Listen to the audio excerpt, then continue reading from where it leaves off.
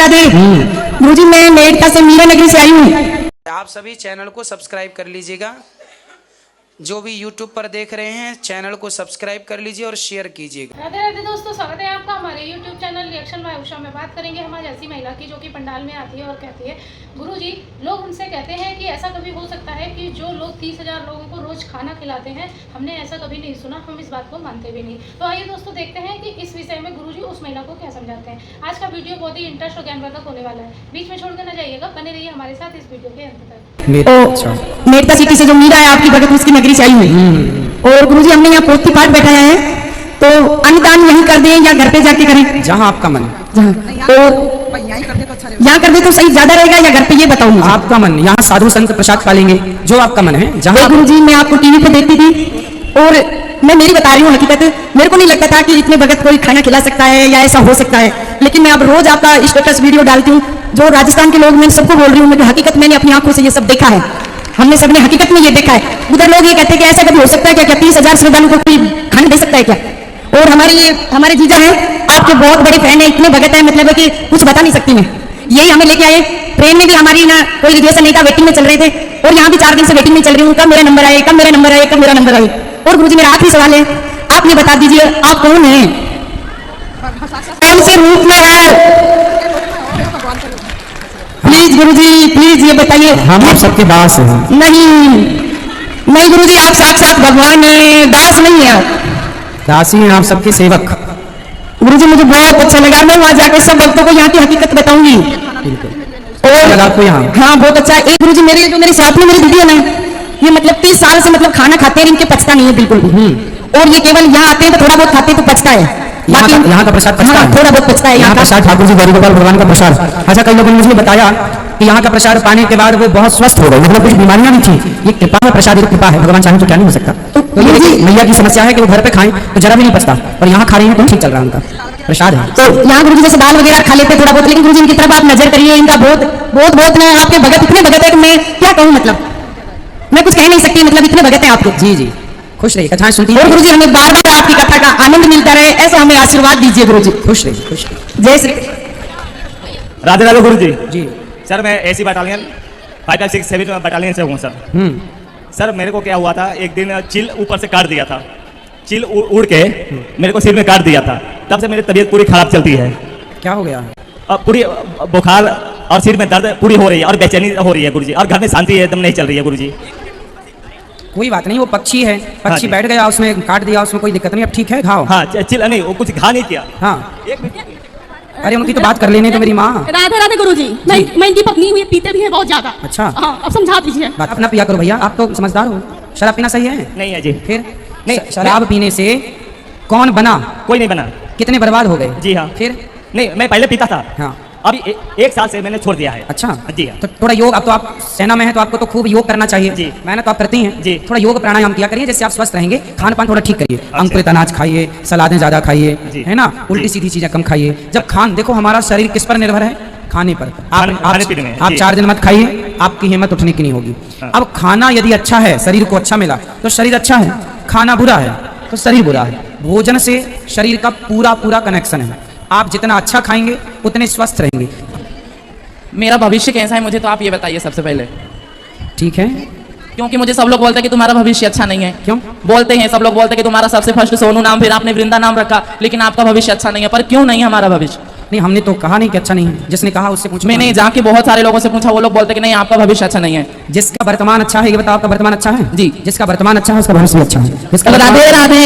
एक और प्रश्न गुरुजी, मैं फर्स्ट बार यहाँ से अभी 2 दिन पहले मैं घर पे थी, ठीक है, आप भागवत कर रहे, मैं आपको देख रही, आपने भागवत में बोला श्रृंगार के लिए बोला कि कृष्ण जी ये श्रृंगार करते हो। मैं बोली उस दिन, मैं बोली मैं तो जा रही हूँ आज। मैं उसी दिन वहाँ से, 1 मिनट भैया, मैं उस दिन घर से निकली, ठीक है, मैं 24 घंटे में यहाँ पे बहुत सारे पब्लिक में डर के चली गई। मैं आज फर्स्ट फिर आई, मैं बोली जब तक गुरुजी मेरे से बात नहीं करेंगे तब तक मैं नहीं जाऊंगी। मैं यहाँ से निकलते मैं बोली गुरुजी के दर्शन करते। राधे राधे गुरुजी। मेरे बेटे की कहीं शादी की बात नहीं बन रही गुरुजी, मैं बहुत परेशान हो रही हूँ, बहुत ज्यादा। हो जाएगी, क्यों नहीं बन रही है? पता नहीं गुरुजी, कोई कहता मंगलिक है, कोई कहता कमाई नहीं है, घर नहीं है। बेटा है बेटी है? बेटा है सर गुरुजी मेरे को। हाँ जी। तो बेटा कुछ करता नहीं है? करता है, नौकरी करता है, वो छोटी सी इसको एयरपोर्ट पे नौकरी मिली है, पर वही कहते हैं लड़की वाले पूछते कमाई ज्यादा नहीं है, घर एक ही है, कैसे करूँ मैं उसकी शादी? मुझे कुछ समझ में नहीं आता गुरुजी। कितना कमाता है? वो 30-35 हज़ार रुपये कमाता है वो।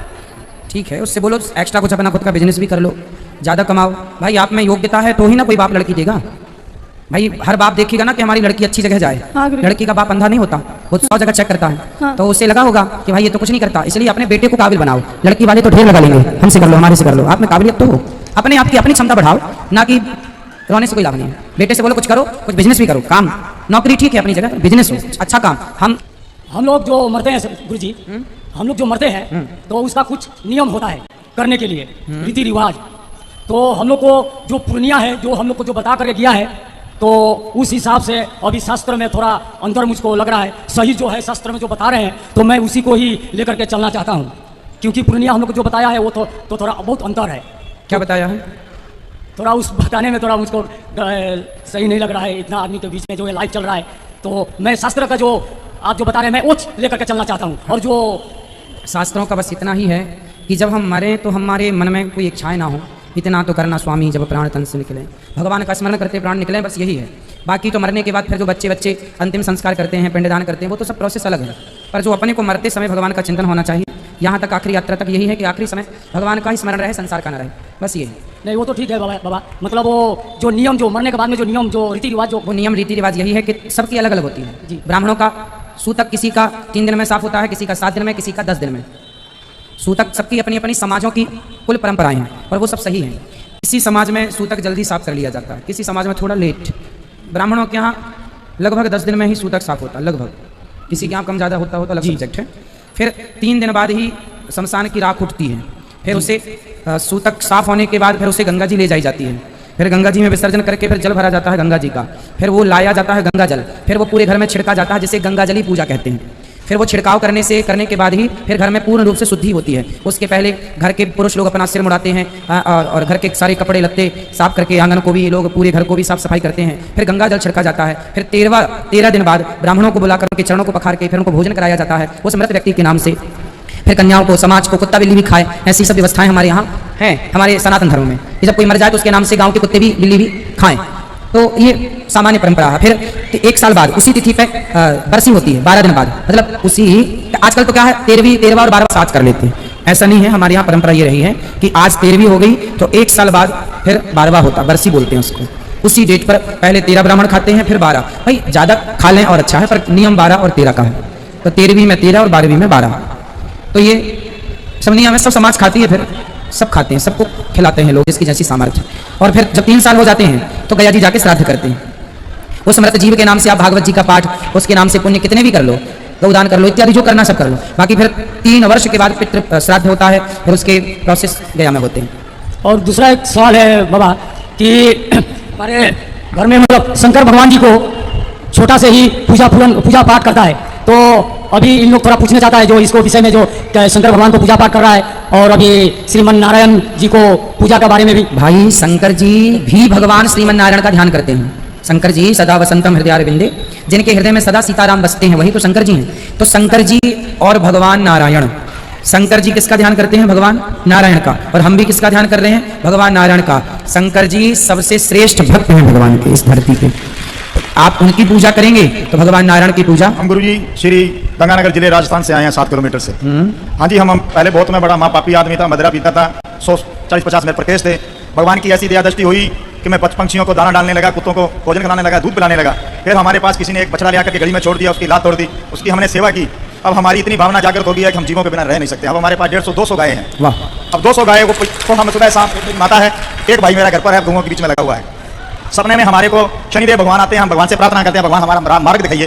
तो हमें कहते हैं कि कृष्ण, हमने सोचा एक दिन कि हम शनिदेव भगवान की मूर्ति स्थापना करें, किसी ब्राह्मण देव को बुलाएं। तो हमें सपने में आकर के भगवान ने कहा पहले शनिदेव की मूर्ति मत रखना, पहले कृष्ण भगवान की मुरली वाली मूर्ति रखना। हाँ देखो ऐसा है, शनि भगवान नहीं है, पहले तो ये समझो। शनि एक देवता है। शनि कौन है? देवता है। भगवान है कृष्ण, भगवान है राम, भगवान है नारायण। तो भगवान की पूजा कर लेने से सबकी पूजा हो जाती है। भगवान श्री कृष्ण के साले साहब हैं शनि, शनि की बहन है यमुना, और यमुना जी भगवान की पत्नी है। शनि के भाई हैं यमराज, ये सूर्य पुत्र हैं। तो कहने का तात्पर्य है सब ये सब इंद्र देवता हैं, शनि देवता हैं, राहु केतु मंगल बुध, ये सब देवता हैं। भगवान ये सभी देवता भगवान की शरण में रहते हैं। तो और देवता चित्त न धरें हनुमत से सर्व सुख करें। एक भगवान की शरण में रहो। शनि ठीक है अपनी जगह, परंतु देवता के रूप में आप सबका आदर करो। भगवान तो भगवान है ना। तो आप घर में भगवान कृष्ण को रखो, घर में शनि की मूर्ति नहीं रखना चाहिए। नहीं, आप हमको- आदर सबका करो। देवताओं के रूप में हमारे यहाँ कोई भी पूजा होती है तो नवग्रह पूजते हैं, तो नवग्रह में तो शनि भी है, तो ये ग्रह है।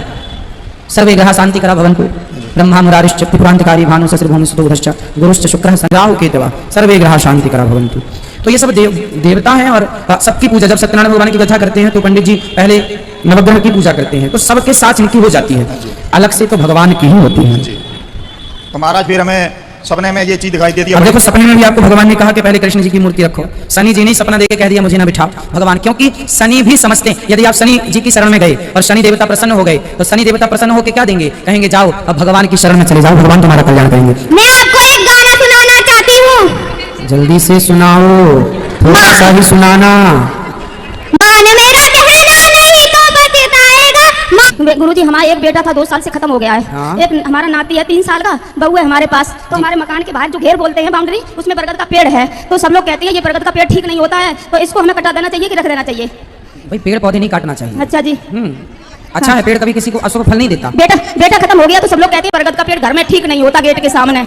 नहीं ऐसा कुछ नहीं है, जिनके घर में बरगद का पेड़ नहीं है क्या उनके घर में कोई मरता नहीं है? हाँ तो बेटा इसीलिए आपकी भागवत प्रतिदिन सुनती हूँ और मुझे इतना अच्छा लगता है कि मेरा छोड़ने का बिल्कुल दिल नहीं करता। पूजा भक्ति में इतना मन लगता है, इतना मन लगता है कि लगता है कुछ काम ना करूँ, सारा दिन मैं पूजा ही करती रहूँ। अब गुरु जी सपने में आप आते हो, मुझे आपके दर्शन होते हैं और मेरे कन्हैया जी जो मैं जिस रूप में उनको मानती थी उसी रूप में वो मुझको दर्शन भी देते हैं। और गुरु जी हमेशा मुझको बस भक्ति और पूजा इतना अच्छा लगता है, इतना अच्छा लगता है। मैं बहुत बीमार थी, जब से मैं पूजा करती हूँ मुझे बहुत अच्छा लगता है। गुरु जी मैंने गुरु दीक्षा भी ले ली थी, तो खुश रहो, कोई सवाल कर लो।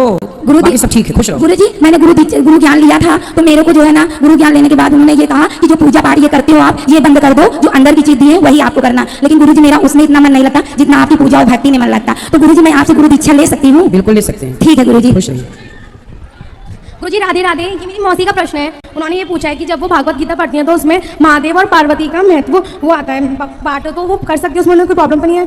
क्यों नहीं कर सकते, कर सकते हैं। और उनका दूसरा प्रश्न ये है कि जब वो भागवत हाँ ये था कि जब कोई इंसान भागवत कथा सुनता है लेकिन वो अपनी माता पिता की सेवा नहीं करता है तो उसे भागवत कथा सुनने का पुण्य मिलेगा? सेवा करना, भागवत मीन्स यही तो है कि आपको बता रही है कि आपको क्या करना है और क्या नहीं करना। यदि आप मान ही नहीं रहे हैं तो फिर सुनने का। तो देखा दोस्तों, आज का वीडियो आपने पूरा देखा और सुना। जैसे कि उस महिला ने कहा कि गुरुजी कुछ लोग ऐसा कहते हैं कि कोई भी व्यक्ति इतना जो है मनुष्य लोगों को इतना खाना नहीं खिला सकता, इतना दान पुण्य नहीं कर सकता। तो गुरुजी ने इस विषय में यही समझाया कि उनको बोलो कि आप जो भी कहना चाहती हैं आप यहाँ आके कहें, आप यहाँ आकर हमको समझाएं। लेकिन हाँ, अगर जैसे उस महिला ने ये प्रश्न किया गुरुजी क्या अन्नदान तीर्थ यात्रा पे करना चाहिए या घर पर, उस पर भी गुरुजी ने यही समझाया कि आप चाहें तो तीर्थ यात्रा पे कर सकती है, अपने घर पे कर सकती हैं। लेकिन कहते हैं तीर्थ यात्रा पे दान करना महादान होता है, जिससे कि वो साधु संतों की भूख मिटाते हैं और जो कई गरीब लोग होते हैं ज़्यादा से ज़्यादा तो उन लोगों को भोग मिल जाता है, खाना मिल जाता है आपका। तो कहते हैं कि जो संत लोग और जो जितना ही भोजन अपने दांतों से चबाते हैं दान किया हुआ, उतने ही दान करने वाले के कष्ट दूर होते हैं। लेकिन दोस्तों आज की वीडियो से आपको क्या ज्ञान प्राप्त हुआ आप हमें कमेंट बॉक्स में कमेंट करके बता सकते हैं। और हाँ, अगर अभी तक आपने हमारे चैनल को सब्सक्राइब नहीं किया है तो आप हमारे चैनल को सब्सक्राइब कर लें, हमारी वीडियो को ज़्यादा से ज़्यादा लाइक पर शेयर करें, कमेंट बॉक्स में राधे राधे लिखना ना भूलें। मिलेंगे किसी ऐसी ही अन्य वीडियो के साथ, तब तक के लिए राधे राधे।